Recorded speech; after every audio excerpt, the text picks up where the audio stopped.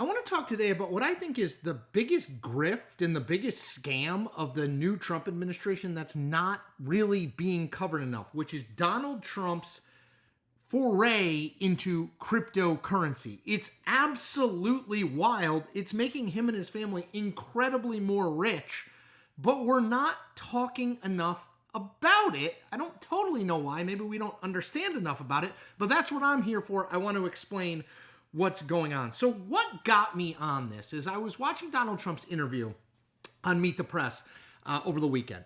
And Kristen Welker, the anchor, asked him about crypto and his his investment in it. He said, quote, "I'm not profiting from anything. All I'm doing is I started this long before the election. I want crypto. I think crypto is important because if we don't do it, China's going to. But I want crypto because a lot of people, millions of people want it. I don't know if you know that Biden went after it violently, and then after the election, he changed his tune entirely because there were hundreds of millions of people that are participating in crypto and they wanted to get their votes." Okay, so a couple things. First of all, this is an absolute 180 that Donald Trump has done on cryptocurrency. So in 2019, he said the following on Twitter. "I'm not a fan of Bitcoin and other cryptocurrencies, which are not money and whose value is highly volatile and based on thin air.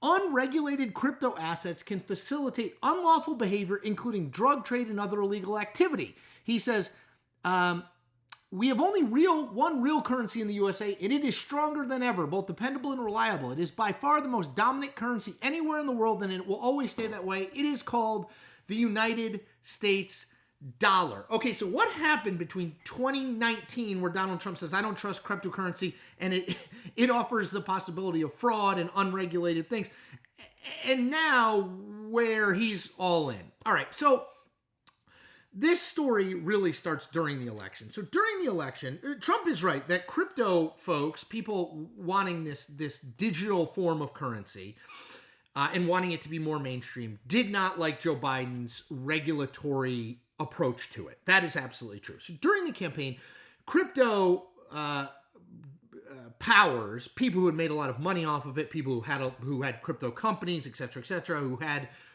Bitcoin or other things, donated heavily to Donald Trump. So that's one thing that happened. But then I think Donald Trump realized that this was an absolute gold mine for him personally, not just in a campaign sense. So two things happen in relatively quick succession. In September of 2024, a group called World Liberty Financial is launched.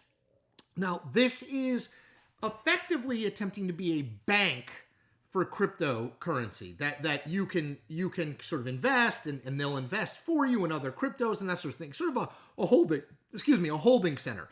Among the people involved in this launch were Eric Trump, Steve Witkoff, who is one of Donald Trump's oldest friends and sort of his ambassadors to the world. Steve Witkoff's son are involved in this, okay?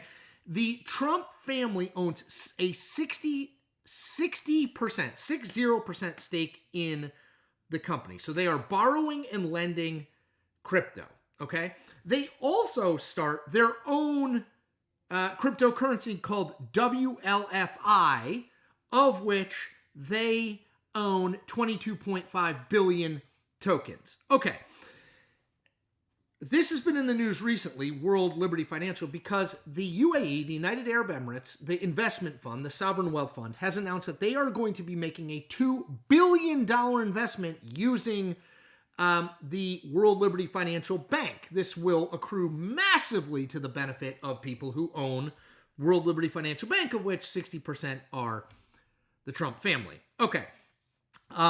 They also, it is noted that $550 million worth of new crypto in that WLFI token, the token that the Trump family also started within World Liberty Financial, that $550 million worth has been sold. Okay.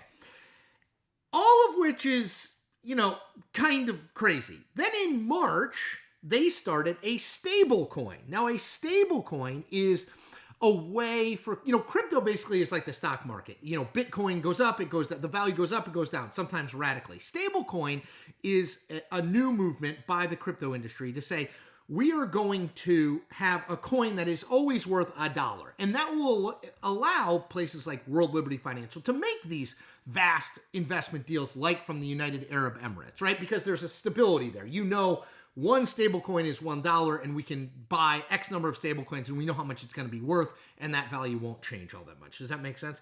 But they are also in that, and foreign nationals have bought lots of stablecoin, right? So it's another way that they can influence sort of a place that is close to Donald Trump. So that's World Liberty Financial. Before I go to the next thing, which is the Trump meme coin, I want to say one thing. I want you to subscribe to this channel because I'm independent. I'm independent from wealthy billionaires.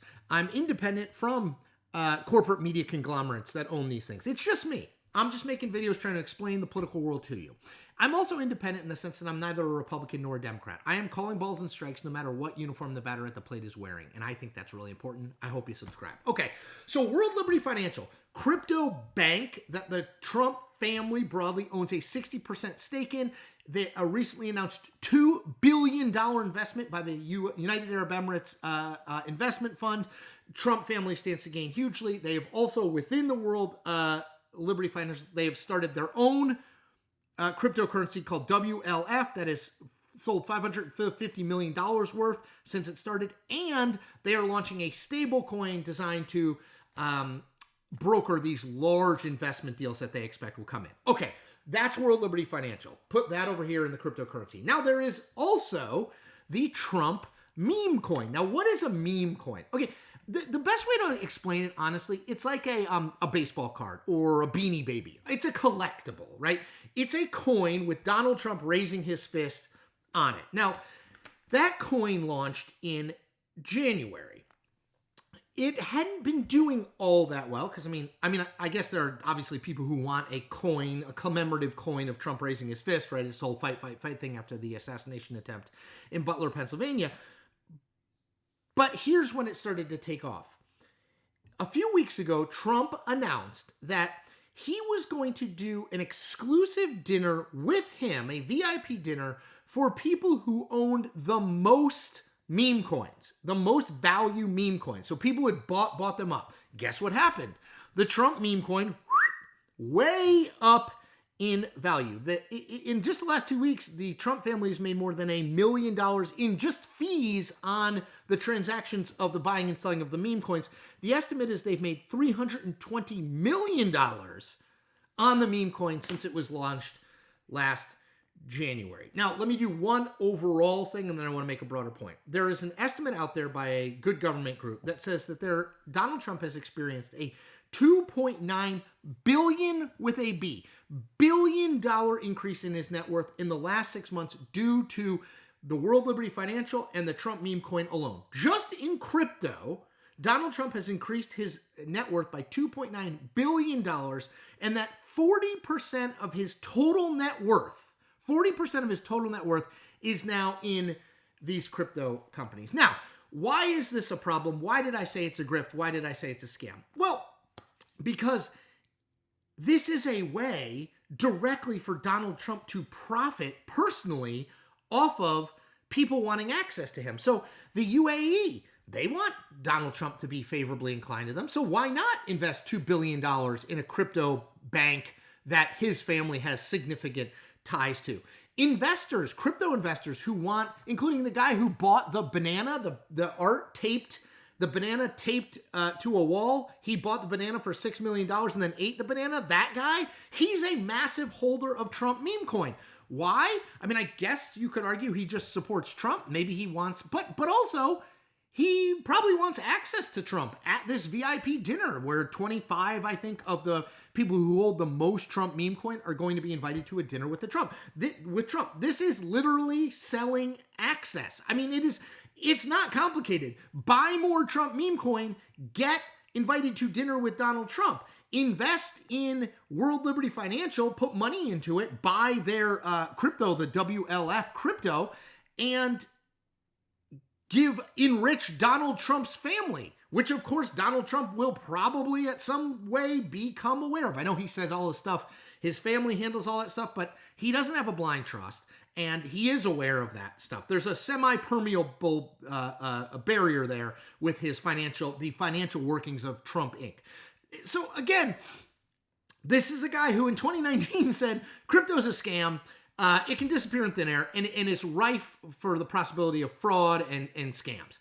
Now in 2025, he's all in.